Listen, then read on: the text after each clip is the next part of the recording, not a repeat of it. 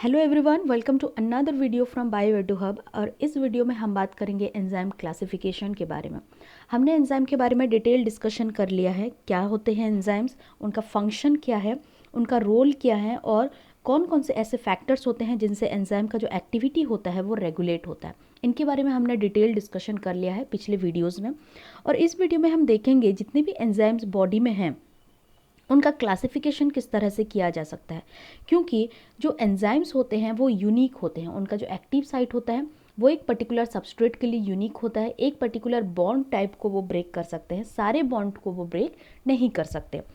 तो यहाँ पे हम देखेंगे कि इनके बेसिस पे एंजाइम को किस तरह से क्लासीफाई किया गया है। तो चलिए शुरू करते हैं।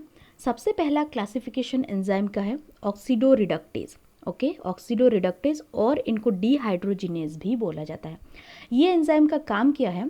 ये जनरली ऑक्सीडो रिडक्शन करते हैं। ये जो रिएक्शन है, एक पर्टिकुलर सबस्ट्रेट का ऑक्सीडेशन हो रहा होगा और दूसरे पर्टिकुलर सबस्ट्रेट का रिडक्शन हो रहा होगा। जैसे कि पहले एस, ये मान लेते हैं एक सबस्ट्रेट था और ये एस डैश सबस्ट्रेट था। यहाँ पे एक एंजाइम आपने यूज़ किया और वो पर्टिकुलर एंजाइम एस जो कि पहले रिड्यूस्ड फॉर्म में था, एस को कैसे कन्वर्ट कर दिया है? वो ऑक्सीडाइज कर दिया है। और वही सेम एंजाइम क्या किया है, एस डैश के साथ जब इंटरेक्ट कर रहा है तो यहाँ पे इस रिएक्शन में एस डैश रिड्यूस्ड हो रहा है। तो यहाँ पे इस रिएक्शन में क्या हो रहा है? Oxido reduction reaction. इसीलिए इन एंजाइम को जो कि ऐसे रिएक्शन में इन्वॉल्व होते हैं इनको बोल दिया जाता है ऑक्सीडो रिडक्टेज, और इनको डीहाइड्रोजिनेज भी बोला जाता है। तो ये था आपका पहला क्लासिफिकेशन। दूसरा क्लासिफिकेशन ऑफ एंजाइम क्या है? ट्रांसफरेज। ट्रांसफरेज का काम क्या होगा? ये एक ग्रुप का ट्रांसफ़र कर रहे होंगे। अगर आप देखो तो ये group generally other than hydrogen होते हैं। ये हाइड्रोजन का ट्रांसफ़र नहीं करते, हाइड्रोजन को छोड़ के बाकी जो भी ग्रुप्स होंगे उनका ये ट्रांसफ़र करेंगे। फॉर एग्जांपल यहाँ पे दो सबस्ट्रेट के बारे में बात करते हैं, एक तो एस है और दूसरा एस डैश है। एस के पास एक फंक्शनल ग्रुप था और एक ग्रुप था जो कि जी था। ओके, और एस डैश के पास कोई ग्रुप नहीं था। ये जैसे ही आपने एक ट्रांसफरेज एंजाइम यहाँ पे ऐड किया, ये एस से ये जी ग्रुप हट के एस डैश के पास जाके ज्वाइन हो गया है। तो यहाँ पे ये जो एंजाइम है ये एक ग्रुप का ट्रांसफ़र कर रहे हैं, एक सबस्ट्रेट टू अनदर सबस्ट्रेट। तो इन एंजाइम को हम क्या बोल देते हैं? ट्रांसफरेजेस बोल देते हैं। तीसरा ग्रुप ऑफ एंजाइम जिसे हाइड्रोलेज बोला जाता है, इनका काम क्या है? हाइड्रोलिसिस करना। हाइड्रोलिसिस किसका करेगा? एक पर्टिकुलर बॉन्ड का करेगा, और वो बॉन्ड क्या हो सकता है? आइदर वो एस्टर बॉन्ड हो सकता है, ईथर बॉन्ड हो सकता है, पेप्टाइड बॉन्ड्स भी हो सकते हैं और ग्लाइकोसिडिक बॉन्ड्स भी हो सकते हैं। जैसे कि और भी बहुत सारे बॉन्ड्स होते हैं। कार्बन कार्बन बॉन्ड को भी ये हाइड्रोलाइज कर सकते हैं, ब्रेक डाउन कर सकते हैं। ओके, कार्बन के साथ हैलाइड अगर प्रेजेंट हो, जैसे कि CX है, इस बॉन्ड को भी वो ब्रेक कर सकते हैं। फॉस्फेट्स के साथ नाइट्रोजन का बॉन्ड, ये बॉन्ड को भी ये ब्रेक कर सकते हैं। तो ऐसे एंजाइम्स को हम क्या बोल देते हैं? हाइड्रोलेजेस बोल देते हैं, जो कि हाइड्रोलिसिस रिएक्शन करते हैं और इन बॉन्ड का ब्रेकेज करते हैं। फोर्थ क्लास है लाइएज का। लाइएज का काम क्या है? ये रिमूव करेगा एक ग्रुप को। ओके, ये एक ग्रुप को रिमूव करेगा। वैसे तो आपने यहाँ पे भी पिछले क्लास में भी हाइड्रोलिसिस में भी देखा था, ये हाइड्रोलिसिस करता है बॉन्ड का, राइट? एस्टर बॉन्ड, एथर बॉन्ड, पेप्टाइड बॉन्ड, ये सबका ये हाइड्रोलिसिस करता है।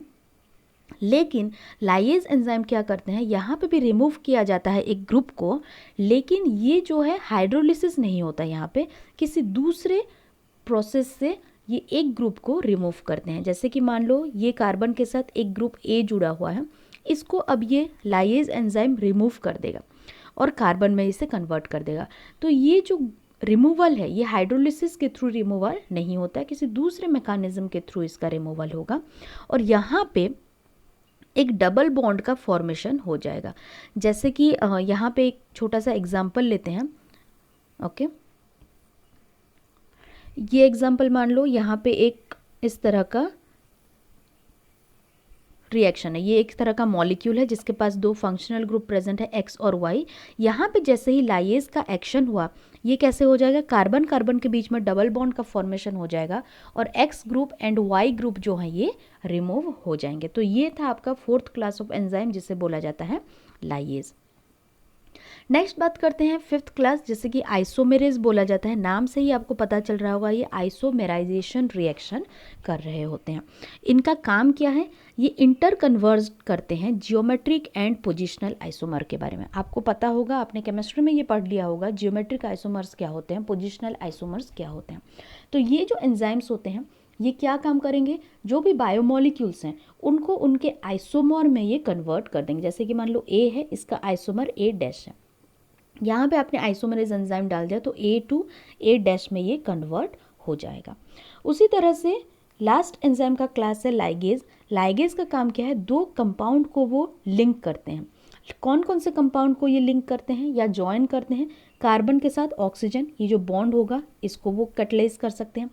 कार्बन और सल्फर के बीच में जो बॉन्ड होगा इसको भी ये कैटलाइज कर सकते हैं। मतलब यहाँ पे ज्वाइनिंग हो रहा है। पिछले वीडियोस में पिछले स्लाइड्स में हमने क्या देखा, ये बॉन्ड को ब्रेक कर रहे थे, लेकिन लाइगेज का काम क्या है, ये बॉन्ड का ज्वाइनिंग करेंगे। कार्बन के साथ नाइट्रोजन का भी ज्वाइनिंग हो सकता है, फॉस्फोरस के साथ ऑक्सीजन का भी ये ज्वाइनिंग कर सकते हैं। तो ऐसे एंजाइम जो कि इन बॉन्ड्स को लाइगेट करने में हेल्प करते हैं, इन एंजाइम के क्लास को बोला जाता है लाइगेज। अभी हमने ब्रॉडली क्लासेस के बारे में डिस्कस किया, इसके बाद भी बहुत सारे सब क्लासेस होते हैं। जैसे कि ये जो लाइगेज होते हैं इनके अंदर भी कई सारे टाइप्स आपको देखने को मिलेंगे। फॉर एग्जांपल अगर हम लें, एक है इनके बीच के इनके अंदर एक सब क्लास है जिसे बोला जाता है डीएनए लाइगेज। ये हम जब रेप्लिकेशन के बारे में डिस्कस करेंगे आपके 12th में, तब आपको समझ में आ जाएगा कि डीएनए लाइगेज का काम क्या होता है।